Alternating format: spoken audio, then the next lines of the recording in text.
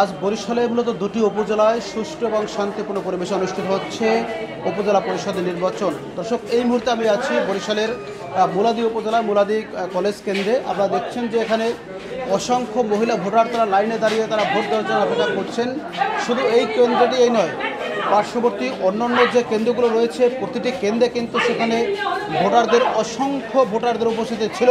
আপনারা দেখছেন এখানে সুষ্ঠু এবং শান্তিপূর্ণ পরিবেশে নির্বাচন সম্পন্নের লক্ষ্যে ইতিমধ্যে এখানে একজন জুডিশিয়াল ম্যাজিস্ট্রেট রয়েছেন, যিনি বরিশাল মোহাম্মদ মনিরুজ্জামান, তিনি বরিশাল জুডিশিয়াল ম্যাজিস্ট্রেট হিসেবে দায়িত্ব পালন করছেন। তিনি এই নির্বাচনে কিন্তু এখানে বরিশালের মুলাদী উপজেলার বিভিন্ন কেন্দ্রে সকাল থেকে তিনি পরিদর্শন করছেন।